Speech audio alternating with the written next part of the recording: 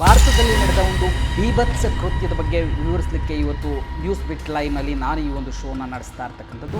ಏನು ಅದು ಈ ಒಂದು ಬೀಭತ್ಸ ಕೃತ್ಯ ನಡೆದಿರ್ತಕ್ಕಂಥದ್ದು ಹಿಂದೂಗಳ ಪವಿತ್ರ ಸ್ಥಳದಲ್ಲಿ ಈ ಒಂದು ಬೀಭತ್ಸ ಕೃತ್ಯ ನಡೆದಿರ್ತಕ್ಕಂಥದ್ದು. ಜೊತೆಗೆ ಭಾರತದ ಮಾನ್ಯ ಪ್ರಧಾನಮಂತ್ರಿ ನರೇಂದ್ರ ಮೋದಿಯವರು ಅದೇ ಕ್ಷೇತ್ರದಿಂದ ಗೆದ್ದು ಆಯ್ಕೆ ಆಗ್ತಾ ಇರ್ತಕ್ಕಂಥದ್ದು. ಕಳೆದ ಮಾರ್ಚ್ 29ರಿಂದ ಏಪ್ರಿಲ್ 6ರವರೆಗೆ ಇಡೀ ರಾಷ್ಟ್ರವೇ ಒಂದು ಬೆಚ್ಚಿ ಬೀಳುವಂಥ ಘಟನೆ ನಡೆದಿದೆ ಅಂದರೆ ನೀವು ನಂಬಲೇಬೇಕು.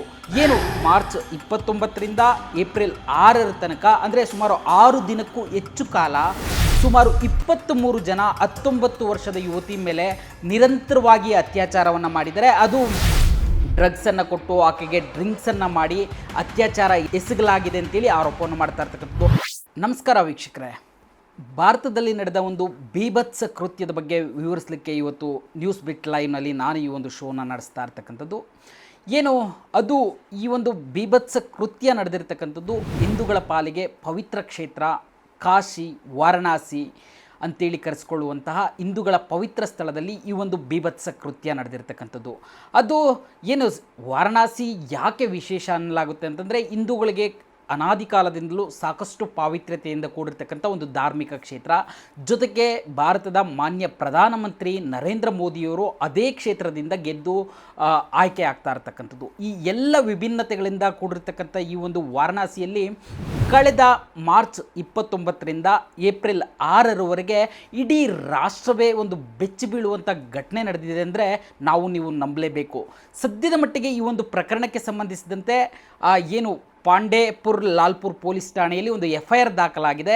ಆ FIRನಲ್ಲಿ ಇರ್ತಕ್ಕಂಥ ಅಂಶಗಳನ್ನು ನಾನು ನಂತರದಲ್ಲಿ ವಿವರಿಸ್ತಾ ಹೋಗ್ತೀನಿ. ಏನೆಲ್ಲ ಅಂಶಗಳನ್ನು ಈ ಒಂದು ಕೃತ್ಯ ಎಸಗಿರೋ ಬಗ್ಗೆ FIRನಲ್ಲಿ ದಾಖಲು ಮಾಡಲಾಗಿದೆ. ಜೊತೆಗೆ ಏನು ಈ ಘಟನೆಯ ವಿವರಣೆಯನ್ನು ನೋಡ್ತಾ ಇದ್ದರೆ ಏನು ಮಾರ್ಚ್ 29ರಿಂದ ಏಪ್ರಿಲ್ 6ರ ತನಕ ಅಂದರೆ ಸುಮಾರು 6 ದಿನಕ್ಕೂ ಹೆಚ್ಚು ಕಾಲ ಸುಮಾರು 23 ಜನ 19 ವರ್ಷದ ಯುವತಿ ಮೇಲೆ ನಿರಂತರವಾಗಿ ಅತ್ಯಾಚಾರವನ್ನು ಮಾಡಿದರೆ. ಅದು ಡ್ರಗ್ಸನ್ನು ಕೊಟ್ಟು ಆಕೆಗೆ ಡ್ರಿಂಕ್ಸನ್ನು ಮಾಡಿ ಅತ್ಯಾಚಾರ ಎಸಗಲಾಗಿದೆ ಅಂತೇಳಿ ಆರೋಪವನ್ನು ಮಾಡ್ತಾ ಇರ್ತಕ್ಕಂಥದ್ದು. ಹಾಗಾದರೆ ಇಷ್ಟು ಬಿಭತ್ಸ ಕೃತ್ಯ ನಡೆದಿದ್ದು ಹೇಗೆ, ಇದರ ಸಂಪೂರ್ಣ ಡೀಟೇಲ್ಸನ್ನು ನಾನು ಕೊಡ್ತಾ ಹೋಗ್ತೀನಿ.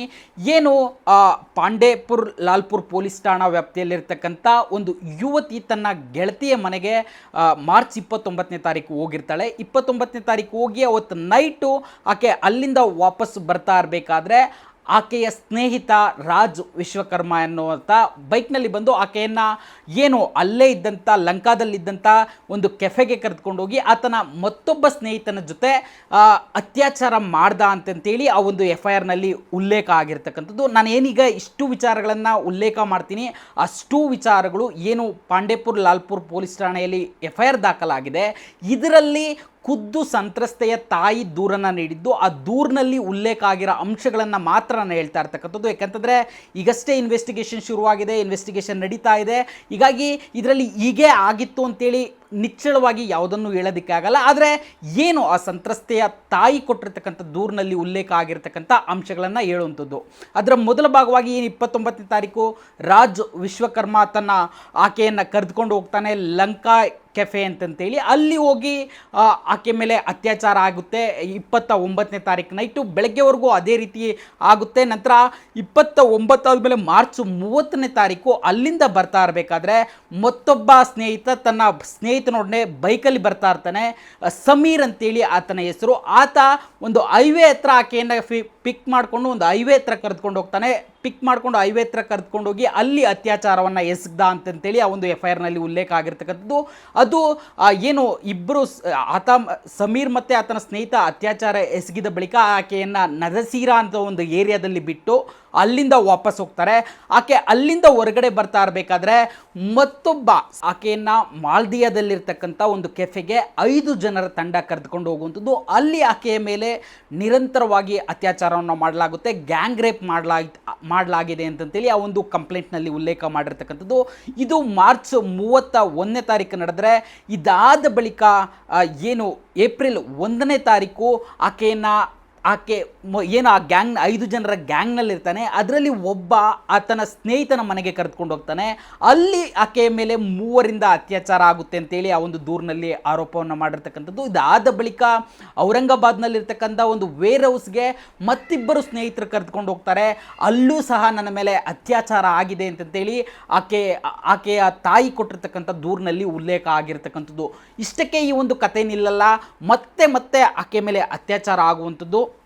ಈಕೆ ಏಪ್ರಿಲ್ 1ನೇ ತಾರೀಕು ಅಲ್ಲಿಂದ ಏನು ತಂಡ ಇತ್ತು ಆ ತಂಡದಿಂದ ತಪ್ಪಿಸ್ಕೊಂಡು ಬಂದ ಬಳಿಕ ಮತ್ತೊಬ್ಬ ಸ್ನೇಹಿತ ಈಕೆಯನ್ನ ಸಿಗರ ಮಾಲ್ ಮುಂದೆ ಭೇಟಿಯಾಗುವಂಥದ್ದು. ಆಕೆಯನ್ನು ಕರೆದುಕೊಂಡು ಹೋಗ್ತಾನೆ. ಅಲ್ಲದೆ ಆಕೆಗೆ ನೂಡಲ್ಸನ್ನು ಕೊಡಿಸುವಂಥ ಕೆಲಸವನ್ನು ಮಾಡ್ತಾನೆ. ಅದಾದ ಬಳಿಕ ಆತ ಕೂಡ ನನ್ನ ಮೇಲೆ ಅತ್ಯಾಚಾರವನ್ನು ಮಾಡ್ದ ಅಂತೇಳಿ ಆರೋಪಗಳು ಕೇಳಿ ಬರ್ತಾ ಇರ್ತಕ್ಕಂಥದ್ದು. ಇದಾದ ಬಳಿಕ ಇಷ್ಟಕ್ಕೆ ನಿಲ್ಲೋದಿಲ್ಲ, ಮತ್ತೆ ಒಂದು ತಂಡ ಆಕೆಯನ್ನು ಭೇಟಿಯಾಗುತ್ತೆ. ಅವರೂ ಸಹ ಆಕೆಯ ಮೇಲೆ ಅತ್ಯಾಚಾರವನ್ನು ಮಾಡಿದ್ರು ಅಂತ ಹೇಳುವಂಥದ್ದು. ಜೊತೆಗೆ ಏನು ಆಕೆ ಅಲ್ಲಿಂದ ತಪ್ಪಿಸ್ಕೊಂಡು ತನ್ನ ಸ್ನೇಹಿತನ ಮನೆಗೆ ಹೋಗಿ ರೆಸ್ಟ್ ಮಾಡ್ತಾ ಇರ್ತಾಳೆ. ಈ ನಿರಂತರವಾದ ಅತ್ಯಾಚಾರಗಳಿಂದ ಮನೆಗೆ ಹೋಗೋಕ್ಕಾಗದೆ ತನ್ನ ಸ್ನೇಹಿತನ ಮನೆಗೆ ಹೋಗಿ ಅಲ್ಲಿ ಒಂದು ರೆಸ್ಟನ್ನು ಪಡೆದುಕೊಳ್ಳೋಕ್ಕೆ ಮುಂದಾಗಿರ್ತಾಳೆ.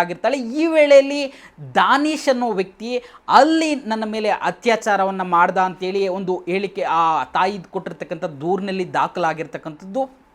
ಜೊತೆಗೆ ಇಷ್ಟಕ್ಕೂ ಇನ್ನೂ ಏನು ಸ್ನೇಹಿತನ ಮನೆಗೆ ಆಶ್ರಯ ಕೇಳ್ಕೊಂಡು ಹೋಗಿದ್ಲೋ ಅಥವಾ ಸ್ನೇಹಿತ ಮನೆಗೆ ಈ ಪರಿಸ್ಥಿತಿಯಲ್ಲಿ ಹೋಗೋದಕ್ಕೆ ಆಗೋದಿಲ್ಲ ಅನ್ನೋ ಕಾರಣಕ್ಕೆ ಅಲ್ಲಿಗೆ ಹೋಗಿದ್ಲೋ ಗೊತ್ತಿಲ್ಲ. ಬಟ್ ಅಲ್ಲಿಗೆ ಹೋದಾಗ ಏನು ಆಶ್ರಯ ಕೊಟ್ಟು ಆಕೆಯನ್ನು ಸಂತೈಸಬೇಕಾಗಿದ್ದಂಥ ವ್ಯಕ್ತಿಗಳೇ ಅಲ್ಲಿಯೂ ಸಹ ಅತ್ಯಾಚಾರ ಮಾಡಿದ್ರು ಅಂತೇಳಿ ಆ ಒಂದು ದೂರಿನಲ್ಲಿ ಉಲ್ಲೇಖ ಆಗಿರ್ತಕ್ಕಂಥದ್ದು. ಇದಾದ ಬಳಿಕ ಏನು ಅಲ್ಲಿಂದ ಮತ್ತೊಂದು ಹೋಟ್ಲಿಗೆ ಮತ್ತಿಬ್ಬರು ಸ್ನೇಹಿತರು ಆಕೆಯನ್ನು ಕರೆದುಕೊಂಡೋಗಿ ಅತ್ಯಾಚಾರವನ್ನು ಮಾಡ್ತಾರೆ. ಕೊನೆಗೆ ನನ್ನನ್ನು ಹಸಿಘಾಟ್ ಹತ್ರ ಬಿಟ್ಟು ಹೋಗುವಂಥದ್ದು. ಅದಾದ ಬಳಿಕ ಏಪ್ರಿಲ್ 4ನೇ ತಾರೀಕು ಇಷ್ಟೆಲ್ಲವನ್ನು ಮುಗಿಸ್ಕೊಂಡು ನಾನು ಮನೆಯನ್ನು ಸೇರಿದೆ. ಮನೆಯವರಿಗೆ ಈ ವಿಚಾರವನ್ನು ಹೇಳಿದ್ರು ನನ್ನ ಮಗಳು ಅಂತೇಳಿ ಆ ತಾಯಿ ಕೊಟ್ಟಂಥ ದೂರಿನಲ್ಲಿ ಉಲ್ಲೇಖ ಆಗಿರ್ತಕ್ಕಂಥದ್ದು. ಒಟ್ಟಾರೆಯಾಗಿ ಮಾರ್ಚ್ 29ರ ಸಂಜೆಯಿಂದ ಏಪ್ರಿಲ್ 4ರವರೆಗೂ ನಿರಂತರವಾಗಿ ಸುಮಾರು 23 ಜನ ನನ್ನ ಮೇಲೆ ಅತ್ಯಾಚಾರವನ್ನು ಮಾಡಿದ್ದಾರೆ ಅಂತಂತೇಳಿ ಆರೋಪವನ್ನು ಮಾಡುವಂಥದ್ದು. ಇದಾದ ಬಳಿಕ ಅಂದರೆ 1 ದಿನಗಳ ಬಳಿಕ ಏಪ್ರಿಲ್ 4ನೇ ತಾರೀಕು ರಾತ್ರಿ ವೇಳೆಗೆ ಆ ಸಂತ್ರಸ್ತ ಯುವತಿ ತನ್ನ ಮನೆಯನ್ನು ಸೇರುವಂಥದ್ದು. ಅದಾದ 1 ದಿನದ ಬಳಿಕ ಆಕೆಯ ತಾಯಿ ಹೋಗಿ ಪಾಂಡೆಪುರ್ ಲಾಲ್ಪುರ್ ಪೊಲೀಸ್ ಠಾಣೆಯಲ್ಲಿ ಒಂದು ಪ್ರಕರಣವನ್ನು ದಾಖಲು ಮಾಡುವಂಥದ್ದು. ಪೊಲೀಸರು ಕೂಡಲೇ FIR ಅನ್ನು ದಾಖಲಿಸ್ಕೊಳ್ತಾರೆ. ಈ ವೇಳೆಗೆ ಒಂದು ಘಟನೆಗೆ ಅಲ್ಲಿ ಸಾಕ್ಷಿಯಾಗುವಂಥದ್ದು. ಈ ಒಂದು ಪ್ರಕರಣದಲ್ಲಿ ಪೊಲೀಸರು FIR ಲಾಡ್ಜ್ ಮಾಡಿ ಏನು BNS ಸೆಕ್ಷನ್ 70 ಸಬ್ಸೆಕ್ಷನ್ 1 ಗ್ಯಾಂಗ್ ರೇಪ್ಗೆ ಸಂಬಂಧಿಸಿದಂತೆ ಆಗ್ತಾರೆ. ಜೊತೆಗೆ ಇನ್ನು BNS ಸೆಕ್ಷನ್ನ ವಿವಿಧ ಕಾಯ್ದೆಗಳಡಿಯಲ್ಲಿ FIR ಅನ್ನು ದಾಖಲಿಸಿರ್ತಾರೆ. 3 ಜನ ಆರೋಪಿಗಳನ್ನು ಕೂಡ ಆಕೆಯ ಪ್ರಾಥಮಿಕ ಹೇಳಿಕೆಯನ್ನು ಆಧರಿಸಿ ಅರೆಸ್ಟ್ ಮಾಡಿರ್ತಾರೆ.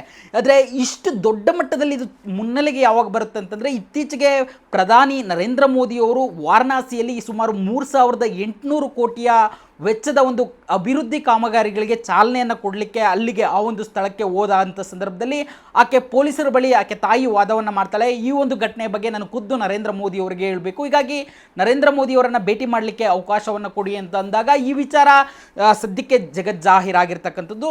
ಇನ್ನು ಈ ಘಟನೆ ಸಂಬಂಧ ಏರ್ಪೋರ್ಟ್ನಲ್ಲಿ ಇಳಿತಾ ಇದ್ದಂಗೆ ಪ್ರಧಾನಿ ನರೇಂದ್ರ ಮೋದಿ ಸ್ಥಳೀಯ ಪೊಲೀಸರಿಂದ ಮಾಹಿತಿಯನ್ನು ಪಡೆದುಕೊಳ್ತಾರೆ. ಏನಾಗ್ತಾ ಇದೆ ಒಂದು ಪ್ರಕರಣದಲ್ಲಿ, ಯಾಕೆ ಈ ರೀತಿ ಆಗಿದೆ, ಯಾರೆಲ್ಲ ಆರೋಪಿಗಳಿದ್ದಾರೆ ಅವರಿಗೆ ಶೀಘ್ರವಾಗಿ ಶಿಕ್ಷೆಯನ್ನು ಕೊಡಿಸಿ ಅಂತ ಹೇಳ್ತಾ ಇರ್ತಕ್ಕಂಥ ಸೂಚನೆಯನ್ನು ಕೊಟ್ಟಿರ್ತಕ್ಕಂಥದ್ದು. ಆದರೆ ಇಲ್ಲಿ ಸಾಕಷ್ಟು ಅನುಮಾನಗಳು ಮೂಡ್ತಾ ಇದ್ದಾವೆ. ಒಂದು ಕಡೆ ಪೊಲೀಸರು ಈಗಾಗಲೇ ಈ ಒಂದು ಒಟ್ಟು ಪ್ರಕರಣದಲ್ಲಿ 13 ಜನರನ್ನು ಅರೆಸ್ಟ್ ಮಾಡಿದ್ದಾರೆ ಮತ್ತು ಅವರನ್ನು ಕಸ್ಟಡಿಗೆ ಪಡೆದುಕೊಂಡು ವಿಚಾರಣೆಯನ್ನು ಕೂಡ ಮಾಡಲಾಗ್ತಾ ಇದೆ ಅಂತೇಳಿ ವಾರಣಾಸಿಯ ಒಂದು ಏನು ಪೊಲೀಸ್ ಇಲಾಖೆ ಹೇಳ್ತಾ ಇರ್ತಕ್ಕಂಥದ್ದು. ಆದರೆ 9 ದಿನ ಏನು ಮಾರ್ಚ್ 29ರಿಂದ ಹಿಡಿದು ಏಪ್ರಿಲ್ 4ರವರೆಗೂ ಸುಮಾರು ಈ ಒಂದು 6 ದಿನಕ್ಕೂ ಹೆಚ್ಚು ಕಾಲದ ಅವಧಿಯಲ್ಲಿ ಇಷ್ಟೆಲ್ಲ ಘಟನೆ ಆದರೂ ರಾತ್ರಿ ವೇಳೆಯಲ್ಲಿ ಒಬ್ಬ ಮಹಿಳೆಯನ್ನು ಕರೆದುಕೊಂಡು ಹೋಗಿ ಅಥವಾ ಒಬ್ಬ ಯುವತಿಯನ್ನು ಕರೆದುಕೊಂಡು ಹೋಗಿ ಎಲ್ಲೋ ಹೈವೇಗಳ ಪಕ್ಕ ಅತ್ಯಾಚಾರವನ್ನು ಮಾಡ್ತಾರೆ ಅಂತಂದರೆ ಇಲ್ಲಿಯ ಕಾನೂನು ಸುವ್ಯವಸ್ಥೆ ಯಾವ ರೀತಿ ಇದೆ? ಯಾಕಂತಂದರೆ ಅದರಲ್ಲಿ ಒಂದು 2 ಕಡೆ ಉಲ್ಲೇಖವನ್ನು ಮಾಡ್ತಾರೆ. ಹೈವೇ ಪಕ್ಕನೇ ನನ್ನನ್ನು ಅತ್ಯಾಚಾರ ಮಾಡಿ ಬಿಟ್ಟು ಬಂದಿದ್ದರು ಅಂತಂತೇಳಿ. ಹಾಗಾದರೆ ನಿಜಕ್ಕೂ ವಾರಣಾಸಿಯಲ್ಲಿ ಕಾನೂನು ಸುವ್ಯವಸ್ಥೆ ಸರಿ ಇಲ್ವಾ? ಈ ದೊಡ್ಡ ಪ್ರಶ್ನೆ ಉಟ್ಕೊಳ್ಳುವಂಥದ್ದು. ಜೊತೆಗೆ ಏನು ಸದ್ಯಕ್ಕೆ ಆಕೆಗೆ ಖಾಸಗಿ ಆಸ್ಪತ್ರೆಯಲ್ಲಿ ಚಿಕಿತ್ಸೆಯನ್ನು ಕೊಡಲಾಗ್ತಾ ಇದೆ. ಜೊತೆಗೆ ಆಕೆಯಿಂದ ಏನು ಒಂದು ಪ್ರಾಥಮಿಕ ಹೇಳಿಕೆಯನ್ನು ದಾಖಲು ಮಾಡಿಕೊಳ್ಳಲಾಗಿದೆ ಅಂತಂತೇಳಿ ಈಗಾಗಲೇ ವಾರಣಾಸಿ ಪೊಲೀಸ್ ಇಲಾಖೆ ತಿಳಿಸಿರ್ತಕ್ಕಂಥದ್ದು. ಹೀಗಾಗಿ ಒಟ್ಟು 23 ಜನರ ಮೇಲೆ ಆರೋಪವನ್ನು ಮಾಡಿದರೆ ಅದರಲ್ಲಿ 13 ಜನರನ್ನು ಪೊಲೀಸರು ಈಗಾಗಲೇ ಬಂಧಿಸುವಲ್ಲಿ ಯಶಸ್ವಿಯಾಗಿದ್ದಾರೆ. ಆದರೆ ಪ್ರಶ್ನೆ ಮೂಡ್ತಾ ಇರ್ತಕ್ಕಂಥದ್ದು. ಏನು ಸಾಕ್ಷಾತ್ ಶಿವ ಪಾರ್ವತಿ ನೆಲೆಸಿರತಕ್ಕಂಥ ಜಾಗ ಬನಾರಸ್, ಕಾಶಿ, ವಾರಣಾಸಿ ಹಿಂದೂಗಳಿಗೆ ಅತ್ಯಂತ ಪವಿತ್ರವಾದಂಥ ಸ್ಥಳ. ಖುದ್ದು ಈ ದೇಶದ ಗೌರವಾನ್ವಿತ ಪ್ರಧಾನಿಗಳು ಸ್ಪರ್ಧೆ ಮಾಡ್ತಾ ಇರ್ತಕ್ಕಂಥ ವಾರಣಾಸಿ ಲೋಕಸಭಾ ಕ್ಷೇತ್ರದಲ್ಲಿ ಇಂಥದ್ದೊಂದು ಇಡೀ ದೇಶವನ್ನು ಬೆಚ್ಚು ಬೀಳಿಸುವಂಥ ಘಟನೆ ಆಗಿರ್ತಕ್ಕಂಥದ್ದು ನಿಜಕ್ಕೂ ಇನ್ನೂ ಯಾವ ಮನಸ್ಥಿತಿಯಲ್ಲಿ ಮನುಕುಲ ಇದೆ. ಯಾಕಂತಂದರೆ 6 ದಿನಗಳಿಗೂ ಹೆಚ್ಚು ಕಾಲ ಒಬ್ಬ ಯುವತಿಯನ್ನು ಸುಮಾರು 23 ಜನ ಅತ್ಯಾಚಾರ ಮಾಡಿದ್ದಾರೆ ಅಂತ ಹೇಳ್ಕೊಳ್ಳೋದಕ್ಕೆ ನಿಜಕ್ಕೂ ಭಾರತೀಯರಾಗಿ ನಾಚಿಕೆ ಆಗುವಂಥ ವಿಚಾರ. ಯಾಕಂತಂದರೆ ಎಂಥ ಒಂದು ಸಮಾಜದಲ್ಲಿ ನಾವು ಬದುಕ್ತಾ ಇದ್ದೀವಿ ಅಂತೇಳಿ ನಮ್ಮನ್ನು ನಾವು ಪ್ರಶ್ನೆ ಮಾಡ್ಕೊಳ್ಬೇಕಿರ್ತಕ್ಕಂಥದ್ದು. ಸದ್ಯಕ್ಕೆ ಈ ಘಟನೆ ಸಂಬಂಧ 13 ಜನರನ್ನು ಅರೆಸ್ಟ್ ಮಾಡಿದ್ದು, ಇದಕ್ಕೆ ಸಂಬಂಧಿಸಿದಂತೆ ತನಿಖೆ ಮುಂದುವರಿತಾ ಇದೆ. ಖುದ್ದು ಪ್ರಧಾನಿ ನರೇಂದ್ರ ಮೋದಿ ಅವರು ಸೂಚನೆಯನ್ನು ಕೊಟ್ಟಿದ್ದಾರೆ. ಆರೋಪಿಗಳಿಗೆ ಕಠಿಣ ಶಿಕ್ಷೆ ಆಗಬೇಕು ಈ ಒಂದು ಪ್ರಕರಣದಲ್ಲಿ ತಪ್ಪು ಮಾಡಿದವ್ರಿಗೆ ಅಂತೇಳಿ ಹೇಳಿರ್ತಕ್ಕಂಥದ್ದು. ಇದು ಇವತ್ತಿನ ವಿಶೇಷ ಸಂಚಿಕೆ. ನಾನು ನಾಗರಾಜ್ ಅಪ್ಸಂದ್ರ. ನಮ್ಮ ನ್ಯೂಸ್ ಬಿಟ್ ಚಾನಲನ್ನು ಸಬ್ಸ್ಕ್ರೈಬ್ ಮಾಡಿ, ಫಾಲೋ ಮಾಡಿ. ಇದೇ ರೀತಿಯ ಹೆಚ್ಚಿನ ಮಾಹಿತಿಗಳು ಸಿಗ್ತಾ ಇರ್ತವೆ. Thank you.